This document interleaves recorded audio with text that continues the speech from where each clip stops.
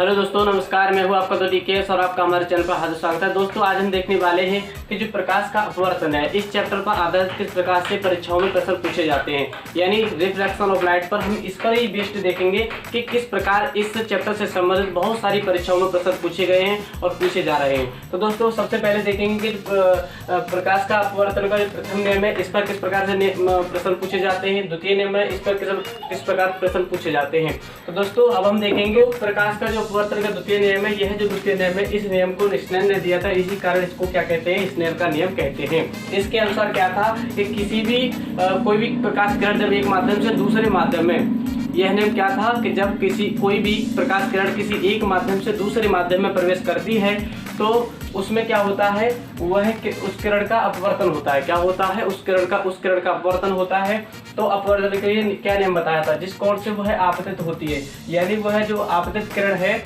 उसकी एंगल की माप हो, तथा जब वह अपवर्तित हो जाती है उसकी माप हो, यानी angle of incident ray and angle of reflected ray, इन दोनों का जो अनुपात है वह एक नियत होता है। क्या होता है, एक नियतांक होता है। तो इस पर प्रश्न किस प्रकार से परीक्षाओं में पूछे जाते हैं, ऐसा आज हम इसमें देखेंगे। दोस्तों, अब हम देखते हैं कि जो स्नेल का नियम है, इस पर कैसे प्रश्न पूछे जाते हैं। तो इसके अनुसार sin A upon sin R यानी आपतन कोण की ज्या तथा अपवर्तन कोण की ज्या का जो अनुपात होता है आपतन कोण तथा अपवर्तन कोण के साथ, वह एक नियतांक होता है। इस पर किस प्रकार से प्रश्न पूछे गए हैं और पूछे जा रहे हैं, तो वही हम देखते हैं। दोस्तों, सबसे पहला जो प्रश्न है, इसी के अनुसार क्या प्रश्न है, जब कोई प्रकाश किरण, जब कोई प्रकाश किरण है, ठीक है, प्रकाश किरण किसी एक माध्यम से दूसरे माध्यम में प्रवेश करे और उसमें एंगल की वैल्यू दी गई हो, यानी आपतन कोण तथा अपवर्तन कोण दिए गए हो, तो किस प्रकार से उसमें अपवर्तनांक निकाल सकते हैं। जब एक प्रकाश किरण किसी एक माध्यम से किसी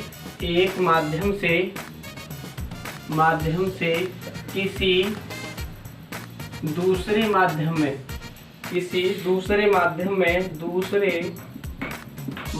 में प्रवेश करे, क्या करे, प्रवेश करती है, ठीक है। जब एक प्रकाश किरण किसी एक माध्यम से दूसरे माध्यम में प्रवेश करती है, यदि क्या दिया है इसने, यदि आपतन कोण कितना हो, आपतन कोण दिया है 45 डिग्री 45 अंश हो, तथा अपवर्तन कोण, क्या, अपवर्तन कोण, जो अपवर्तन का है मान कितना दिया है, 30 डिग्री हो, पूछ रहा है। तो अपवर्तनांक ज्ञात करो,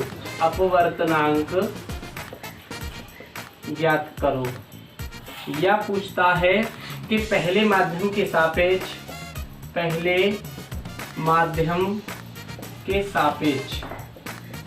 दूसरे माध्यम का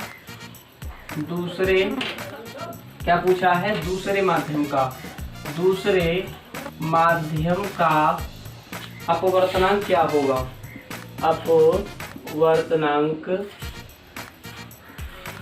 होगा, इस प्रकार से यह प्रश्न इस पर बनता है। दोस्तों, किस प्रकार से प्रश्न दिया गया है, दोस्तों इसमें जो प्रश्न दिया है, क्या दिया है, स्नेल के नियम पर आधारित दिया है कि पहला जो प्रश्न है क्या है कि जब एक प्रकाश किरण किसी एक माध्यम से दूसरे माध्यम में प्रवेश करती है, यदि उस प्रकाश किरण का आपतन कोण कितना है, 45 डिग्री हो, तथा अपवर्तन कोण कितना है, 30 डिग्री हो, तो अपवर्तनांक ज्ञात कीजिए। अपवर्तनांक की वैल्यू पूछिए, यानी किसी नियतांक की वैल्यू पूछिए, इसी को अपवर्तनांक कहते हैं। या पहले माध्यम का दूसरे माध्यम के सापेक्ष अपवर्तनांक कितना होगा। तो दोस्तों, पहले माध्यम का दूसरे माध्यम के सापेक्ष अपवर्तनांक क्या होगा, इसको लिखते हैं 1 and 2 इक्वल टू क्या, यानी दूसरे माध्यम का पहले माध्यम के सापेक्ष अपवर्तनांक क्या होगा। इसको ऐसे लिखते हैं, पहले माध्यम के सापेक्ष दूसरे माध्यम का अपवर्तनांक, तो लिखते हैं 1 and 2 इक्वल टू क्या, यह हमें ज्ञात करना है। तो इसके लिए दोस्तों अब हम देखते हैं कि किस प्रकार से इसको हम निकालेंगे, किस प्रकार से हम अब सॉल्व करते हैं।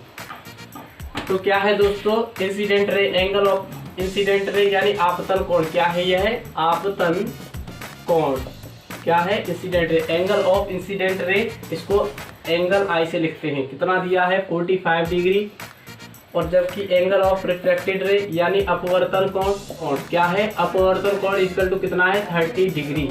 इतना दिया है। तो इसने पूछा है 1 and 2 इक्वल टू क्या, या अपवर्तनांक n इक्वल टू क्या। n की वैल्यू पूछ रहा है या पहले माध्यम के सापेक्ष दूसरे माध्यम का अपवर्तनांक पूछा है, दोनों प्रकार से पूछेगा, एक ही बात है। तो दोस्तों इसके लिए हमने क्या पढ़ा है कि हमने पढ़ा है स्नेल का नियम। ये कहता है कि आपतन कोण की ज्या तथा अपवर्तन कोण की जो ज्या होती है यानी साइन के साथ इन दोनों एंगलों को ले लें तो उनका अनुपात एक नियतांक यानी अपवर्तनांक ही होता है। तो हम इसी के अनुसार लिखेंगे, किसके अकॉर्डिंग, स्नेल के नियम से।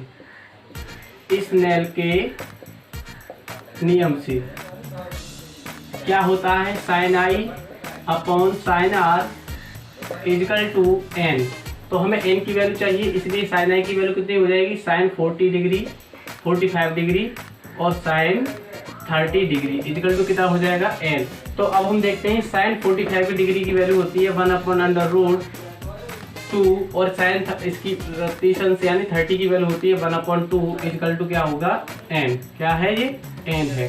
तो दोस्तों यहाँ से हम देखेंगे कि जो नीचे वाला है यह कहाँ जाएगा, अंडर रूट से यह √2 बार कट जाएगा। कितना कट जाएगा, √2 बार। तो n इक्वल टू कितना आ जाता है, यहाँ से n इक्वल टू आता है √2 इक्वल टू 1.414। इतनी वैल्यू इसकी आती है, क्या आती है, 1.414 √2 की वैल्यू है, इतनी वैल्यू इसकी आती है। तो यही अपवर्तनांक है और इसी को हम 1 and 2 लिख सकते हैं। 1.41 क्या लिख सकते हैं, पहले माध्यम के सापेक्ष दूसरे माध्यम का अपवर्तनांक। कैसे लिखेंगे, 1 and 2 यानी पहले माध्यम के सापेक्ष दूसरे माध्यम का अपवर्तनांक कितना है। तो दोस्तों अब हम देखते हैं कि जब यह अब एंगल ना दिए गए हों तो किस प्रकार से प्रश्न पूछ सकता है, इसी नियम पर आधारित। जब एंगल कोई नहीं दिया होगा और किस प्रकार से अगला क्वेश्चन देखते हैं हम कि किस प्रकार से प्रश्न पूछता है। सेकंड न्यूमेरिकल जो है वो इस प्रकार है। क्या कहता है यह न्यूमेरिकल, इसमें कहा गया है कि जल का वायु के सापेक्ष अपवर्तनांक कितना है एवं एक अन्य पदार्थ का वायु के सापेक्ष इतना है अपवर्तनांक, तब जल का उस ठोस के सापेक्ष अपवर्तनांक कितना होगा। इसने कहा है कि जल का वायु के सापेक्ष, किसके, वायु के सापेक्ष अपवर्तनांक, यहाँ दे रखा है अपवर्तनांक। अपवर्तनांक दे रखा है कितना है, 4/3 है, तथा एक अन्य पदार्थ, एक अन्य ठोस पदार्थ, कैसा पदार्थ है, ठोस पदार्थ, अन्य ठोस पदार्थ का वायु के सापेक्ष, ये भी वायु के सापेक्ष ही दिया है, वायु के सापेक्ष क्या है, वायु के सापेक्ष अपवर्तनांक, अपवर्तनांक कितना है, इसमें दिया है 5/2 है। तब क्या पूछ रहा है, तब ये पूछ रहा है जल का उस ठोस के सापेक्ष, क्या पूछा है, जल का उस ठोस के सापेक्ष, किसके सापेक्ष, जो ठोस पदार्थ दिया है उसके सापेक्ष, के सापेक्ष अपवर्तनांक, अपवर्तनांक कितना होगा, कितना होगा, ये इसमें पूछा है। क्या पूछा है दोस्तों, अब आप देख सकते हैं जो सेकंड न्यूमेरिकल है इसमें दिया है, क्या दिया है दोस्तों, कि जल का वायु के सापेक्ष अपवर्तनांक कितना है। यानी इसमें जो दिया गया है दोस्तों, सबसे पहले देखेंगे जल का दिया है वायु के सापेक्ष, कितना दिया है, इतना, तथा एक अन्य ठोस पदार्थ, कोई एक ठोस अन्य पदार्थ है जिसका वायु के सापेक्ष, ये भी वायु के सापेक्ष है, उसका अपवर्तनांक जो है इतना दिया है। तब जल का उस, यानी जल का पूछा है उस ठोस पदार्थ के सापेक्ष अपवर्तनांक क्या होगा। तो जो दिया है हम लिख सकते हैं गिवन अप, क्या दिया है, गिवन अप, हमें क्या दिया गया है, तो वही चीजें हम लिख सकते हैं। क्या लिख सकते हैं, वही चीजें लिखेंगे हम कि क्या दिया है, इसमें दिया है जल का वायु के सापेक्ष यानी ANW, यानी इसके सापेक्ष क्या लिखा था, हम क्या लिख रहे थे, पहले माध्यम के सापेक्ष दूसरे माध्यम का अपवर्तनांक कैसे लिखते हैं, 1 and 2 यानी पहले के सापेक्ष दूसरे का। तो जल के सापेक्ष हमें चाहिए जल का, सॉरी वायु के सापेक्ष जल का चाहिए, हमें किसके चाहिए, वायु के सापेक्ष जल का, यानी एयर के सापेक्ष चाहिए वाटर का। तो हम लिख रहे हैं ANW इक्वल टू कितना है, 4/3, और क्या है ANS यानी AN सॉलिड, यानी एयर एंड एयर के सापेक्ष किसका है, सॉलिड का, ठोस पदार्थ का देख रहे हैं हम कितना है, 5/2। तो इसके लिए क्या नियम था दोस्तों, मैंने बताया था एक माध्यम के सापेक्ष दूसरे माध्यम का जो अपवर्तनांक होता है। दोस्तों यदि आपने प्रीवियस वीडियो को नहीं देखा है दोस्तों, प्लीज उन वीडियो को जरूर देखिए और चैनल को सब्सक्राइब करके वीडियो को लाइक व जरूर कीजिए, क्योंकि दोस्तों वो जो प्रीवियस क्लास में हमने बहुत अच्छे तरीके से बताया था। तो दोस्तों क्या बताया था हमने कि 1 और 2 यानी पहले माध्यम के सापेक्ष दूसरे माध्यम का अपवर्तनांक होता है v1/v2, यानी पहले माध्यम में चाल तथा दूसरे माध्यम में चाल। और यदि अपवर्तनांक दिए गए हों, पहले माध्यम में इतना था, दूसरे माध्यम का इतना था, तो हम लिख देंगे इसको n2/n1। क्या होता है n2/n1, इससे करेंगे। क्या है यह अपवर्तनांक है। जब चालें दी जाती हैं तो इसको यूज करेंगे, और चालें ना हो अपवर्तनांक दिए हो तो इसको यूज करते हैं। क्या करते हैं, इसको यूज करते हैं पहले माध्यम के सापेक्ष दूसरे माध्यम का ज्ञात करने के लिए। तो दोस्तों इसी के अनुसार हम देखेंगे। दोस्तों यदि आपने प्रीवियस वीडियोस को नहीं देखा है तो प्लीज उन वीडियो को जरूर देखिए, और आपको डिस्क्रिप्शन में लिंक मिल जाएगा। तो वह जो क्लास है बहुत ही इंपॉर्टेंट है, क्योंकि इस नियम को हमने बहुत अच्छे तरीके से उसी में समझा है, उसी में कंसेप्ट बताया है कि कहाँ से यह सूत्र बना है और किस प्रकार से बनता है। इससे पहले यदि चैनल को सब्सक्राइब नहीं किया है तो दोस्तों प्लीज चैनल को सब्सक्राइब जरूर कर लीजिए, वीडियो को लाइक और शेयर जरूर कर लीजिए। तो अब हम देखते हैं दोस्तों इस पर कैसे पूछा है। इसने दिया है अपवर्तनांक दिए हैं, यानी n की वैल्यू दे रखी है, चालें नहीं दी हैं, तो हम इसी को यूज करेंगे। क्या देखेंगे, अब हमें चाहिए जल का। क्या पूछा है, ठोस पदार्थ के सापेक्ष जल का चाहिए, तो क्या है WNS। क्या है क्या लिखना है हमें, जल का चाहिए ठोस पदार्थ के सापेक्ष, तो ENW, यानी इसके सापेक्ष इसका अपवर्तनांक क्या होगा n2/n1। क्या होगा n2/n1, यानी इसकी चाल जल की सापेक्ष अपॉन इसकी चाल दूसरे की चाल आती है। किसकी चाल आती है, दूसरे की। 1 और 2 पहले माध्यम के सापेक्ष दूसरे माध्यम का अपवर्तनांक निकालते हैं, तो दूसरे माध्यम का अपवर्तनांक ऊपर आता है और नीचे आता है पहले माध्यम का। तो इसी प्रकार जब ठोस के सापेक्ष जल का अपवर्तनांक निकाल रहे हैं तो ऊपर किसका आएगा ANW, यानी वायु के सापेक्ष जल का अपवर्तनांक, वायु के सापेक्ष जल का अपवर्तनांक अपॉन वायु के सापेक्ष किसका, सॉलिड का अपवर्तनांक। ठीक है, ठोस का अपवर्तनांक हो गया ये। तो इनकी वैल्यू पुट करते हैं, यहाँ से हम निकाल देंगे इसको। क्या होता है, यदि अपवर्तनांक दिए जाते हैं तो दूसरे का अपवर्तनांक ऊपर आता है, और चालें दी जाती है तो पहले माध्यम की चाल ऊपर आती है। तो यहाँ से हम इनकी वैल्यू जो पुट कर दें, क्या चाहिए हमें SNW इक्वल टू क्या होगा, यानी ठोस के सापेक्ष जल का अपवर्तनांक। कैसे निकालेंगे, अब ENW कहाँ है हमारे पास, ENW ये दिया है 4/3 अपॉन कितना है 5/2, कितना है 5/2। तो इसका जो दोस्तों इसको सॉल्व करेंगे तो क्या बनता है हमारा कि 4/3 मल्टीप्लाई कर देते हैं और इसको पलट के 2/5 गुणा कर देते हैं। क्या कर देते हैं 2/5, यानी इसको पलट के गुणा कर दिया, तो यह जो बनता है 8/15। इतना इसका आंसर आता है, यही इसका आंसर है। क्या है, इस प्रकार से इसका प्रश्न बनते हैं। तो दोस्तों अब हम देखते हैं कि आगे क्वेश्चन कैसे बनते हैं। जब चालें दी हो, इसमें पहले में क्या दिया गया था, उसमें एंगल दिए गए थे, स्नेल के नियम के अनुसार ही हमने सोल्व किया था। दोस्तों अब हम देखते हैं कि जो अपवर्तनांक दिया है उस पर किस प्रकार से प्रश्न बना है, किस प्रकार से पूछा है। तो इसी तरह से हम सॉल्व करते हैं। इसको आप अच्छी तरीके से तैयार करें और एक अपनी फेयर कॉपी तैयार करें, उस पर नोट करते रहें।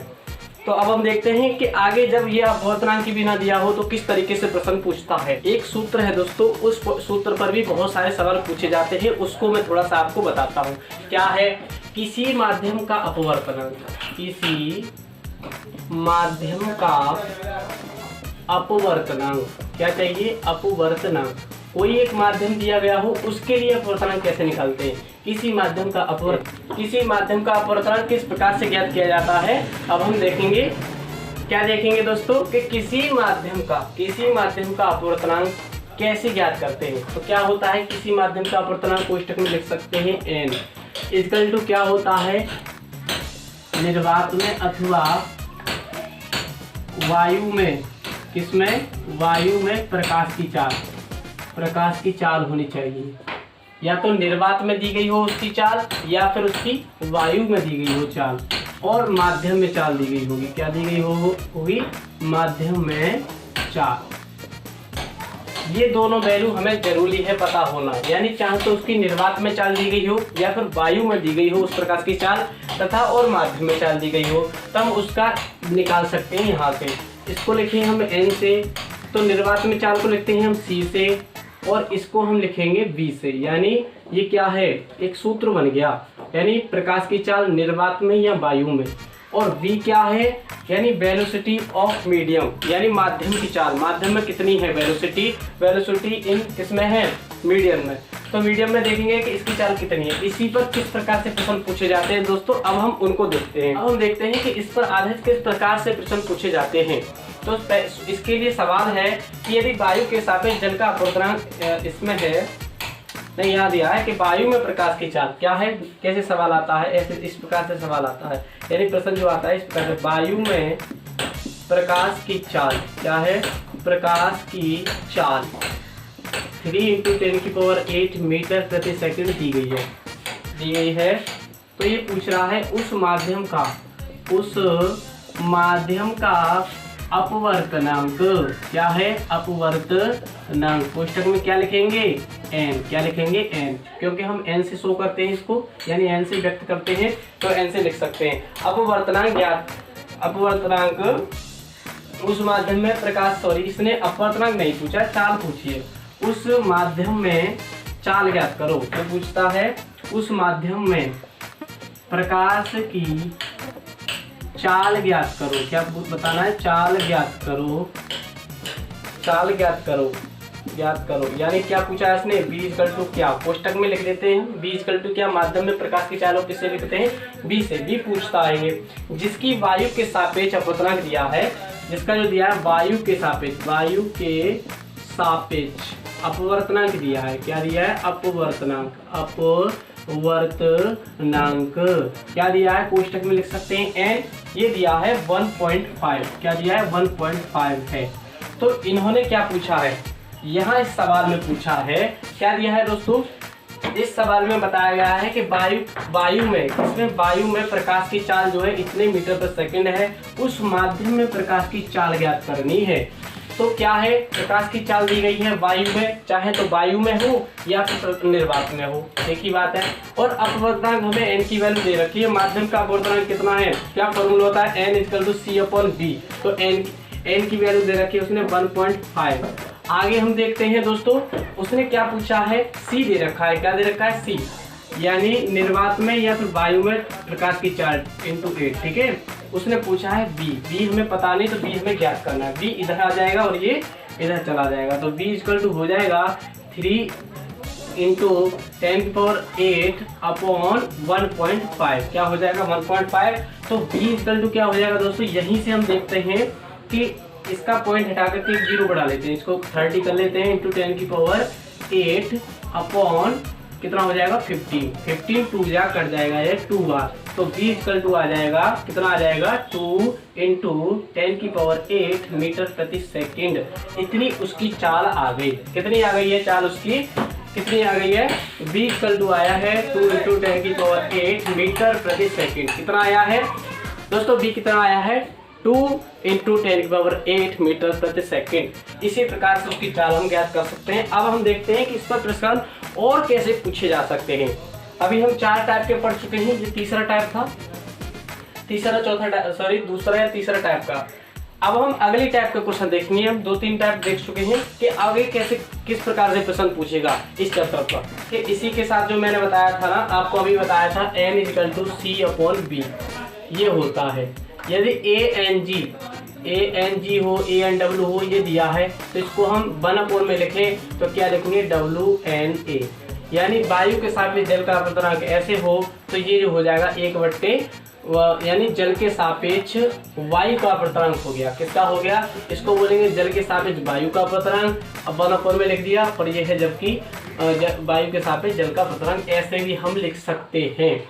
यदि ऐसे ना पूछ करके ऐसे दिया हो, कहीं कहीं दिया जाता है ANW, यानी वायु के सापेक्ष जल का अपवर्तनांक इनटू क्या दिया जाता है, इसी के सापेक्ष दे दिया जाता है ANG, यानी जल के सापेक्ष कांच का अपवर्तनांक इनटू, यानी कांच के सापेक्ष वायु का अपवर्तनांक दिया जाता है। क्या दिया जाता है, GNA। क्या होता है, GNA। इसकी इक्वल टू होता है 1, इसके इक्वल टू 1 होता है, तो इसकी वैल्यू 1 होती है दोस्तों। इसके लिए आप याद रखोगे, क्योंकि लगाकर वैल्यू दी है, यहाँ दिया है वायु के सापेक्ष जल का अपवर्तनांक, फिर जल के सापेक्ष कांच का अपवर्तनांक, फिर कांच के सापेक्ष वायु का अपवर्तनांक दिया है। तो इसकी जो वैल्यू होती है 1 होती है। इस पर भी प्रश्न पूछ लिए जाते हैं। तो दोस्तों अगला जो क्वेश्चन है वह किस प्रकार से पूछा जाता है उसके लिए अब हम देखते हैं। क्वेश्चन है कि यदि वायु के सापेक्ष जल का अपवर्तनांक, ये कह रहा है यदि वायु के सापेक्ष जल तथा कांच के अपवर्तनांक दिए गए हैं, यानी 1/3 तथा 1/2 है, तो जल का कांच के सापेक्ष अपवर्तनांक क्या होगा।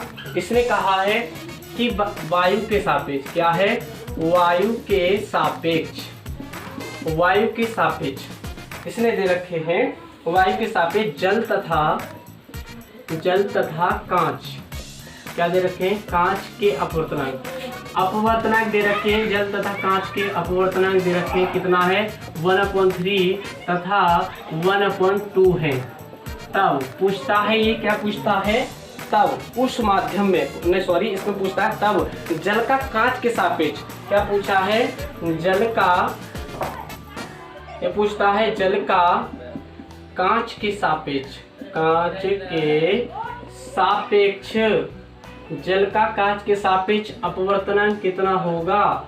अब हमें निकालना है, क्या ज्ञात करना है, यानी जल का कांच के सापेक्ष यानी GNW, जल का कांच के सापेक्ष इसके सापेक्ष इसका अपवर्तनांक इक्वल टू क्या, ये ज्ञात करना है हमें। तो इसमें क्या क्या दिया है दोस्तों, अब हम पुट करेंगे दोस्तों। इसने दिया है वायु के सापेक्ष जल का और फिर दिया है कांच का। इसने क्या दिया है, वायु के सापेक्ष, तो ANW, जल का दिया है ANW 1/3, फिर दिया है इसने ANG, क्या दिया है 1/2। पहले माध्यम के सापेक्ष दूसरे का कैसे लिखते थे, 1 and 2, यानी इस माध्यम के सापेक्ष इसका अपवर्तनांक, पहले के सापेक्ष दूसरे का अपवर्तनांक कैसे लिखते हैं 1 and 2। इसी प्रकार लिखेंगे वायु के सापेक्ष जल का अपवर्तनांक कितना है, वायु के सापेक्ष कांच का अपवर्तनांक कितना है। इस पर कैसे करेंगे, अब हमें क्या चाहिए, जल का चाहिए कांच के सापेक्ष, तो GNW इक्वल टू क्या, तो अब हम लिख देंगे GNW। यदि अपवर्तनांक होते हैं तो कैसे लिखते हैं, इसका अपवर्तनांक दूसरे वाले का पहला आता है, यानी दूसरे माध्यम में क्या आएगा ANW, क्या आएगा ANW अपॉन ANG, क्या आएगा ANG, यानी दूसरे माध्यम का अपवर्तनांक बट्टे पहले माध्यम का अपवर्तनांक। तो इसकी वैल्यू पुट करते हैं, दूसरे का इसका दिया है 1/3 अपॉन दिया है 1/2, तो इसको पलट के गुणा करेंगे, इसका बन जाएगा 2/3, यही अपवर्तनांक है। तो दोस्तों बहुत ही इंपॉर्टेंट पॉइंट एक और बताता हूँ, अपवर्तनांक का मात्रक कोई नहीं होता। क्यों मात्रक नहीं होता, आप देख सकते हैं इसमें कोई भी राशि यूज नहीं है। अपवर्तनांक का मात्रक क्या होता है, कोई मात्रक नहीं होता। ठीक है दोस्तों, आगे हम देखेंगे इस पर कैसे प्रश्न और पूछे जाते हैं। अब हम देखेंगे चारों पर आधारित किस प्रकार से प्रश्न पूछा जाता है। ये कहता है कि यदि, क्या कहता है, ये कहता है यदि किसी एक माध्यम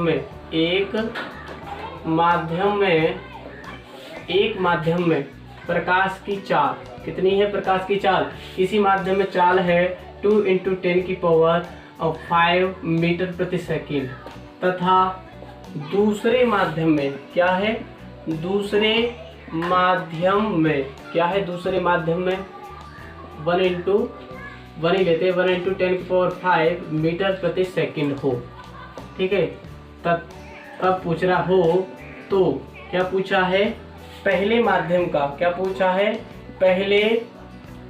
पहले माध्यम का दूसरे माध्यम के